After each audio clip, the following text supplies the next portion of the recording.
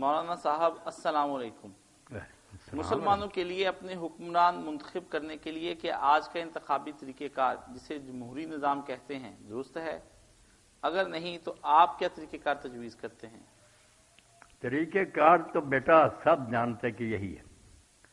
اچھے سے اچھے کام کو اگر لوگ خراب کر دیں اس کا کیا علاج؟ تجارت ہے، اگر اس میں لوگ چیزیں ملاوٹ ان میں کرتے ہیں، غلط چیز میں بھاؤ غلط بتاتے ہیں، تو قصور لوگوں کا. اب تجارت تو حرام نہیں ہے. جمہوریت کیا؟ جمہوریت ہے کہ جو بھی حکومت کرے زیادہ تعداد پبلک کی اس پر خوش ہونی چاہیے. غور کی بات ہے. اب کس طرح محروم کریں زیادہ؟ اس کے لیے جو زمانے کے مطابق مناسب ہمیں طریقہ، مگر پتہ کرنا چاہیے کہ زیادہ لوگ اس آدمی پر خوش ہیں، اس کا حکم مانیں گے، اس کی حکومت کی تائید کریں گے. یہ تو آپ یقین جانیں سیدھی سی بات ہے کہ نبی بھی آئے گا، اگر لوگ اس کے ساتھ نہیں ہیں وہ دین بتا سکے گا، مسئلے بتائے، حکومت نہیں کرتے. لوگ اس کا جب حکم ہی نہیں مانیں گے، تعاون نہیں کریں، کیا حکومت کرے گا وہ؟ حکومت کرنے کے لیے جو ہے نا رضائے عامہ کا اصول کہ زیادہ لوگ اس پر خوش ہوں، یہ ایک بالکل ایسی ضرورت ہے جس کے بغیر چارہ نہیں. اب کس طرح حاصل کی جائے یہ لوگ جو آپ کو سوچیں، اس کے لیے کوئی ایک طریقہ نہیں کہ ہمیشہ وہ کر رہا ہے، مگر اب پوچھنا پڑے گا. یہ خون خرابے کے بعد لوگوں نے سوچا کہ مرو نہ 3-4 سال کے بعد یار پوچھ لو کہ تم خوش ہو تو اس کو رکھو، نہیں خوش تو اور کو لیا. اب اس میں اگر پٹیاں خود ڈال لیتے ہیں ہیرا پھیری، یہ قصور اسی طرح کے جس طرح تجارت میں ہیرا پھیری لوگ کرے. وہ تجارت کا گناہ نہیں لوگوں کا.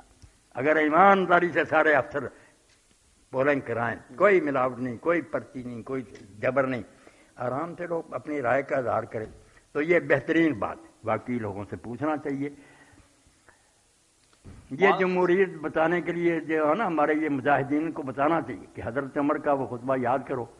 جب انہوں نے سنا نا کچھ لوگ کہتے ہیں جب عمر مرے گا ہم طلحہ کا ہاتھ پکڑ لیں گے، اس کا بھی تو ابو بکر نے پکڑ ہی لیا. تو انہوں نے پھر خطبہ دیا کہ جو اس طرح کی بیعت لے لوگوں کو مشورے کے بغیر اور جو کرے دونوں کا سر اڑا دو. کس کو حق ہے کہ لوگ نہ چاہے اور اپنی مرضی کو کرے؟ یا شرم کیا کرو. یہ کوئی طریقہ؟ اٹھے ہاتھ پکڑ لیا. یہ صحیح بخاری میں خطبہ، لوگوں سے مشورہ کرو.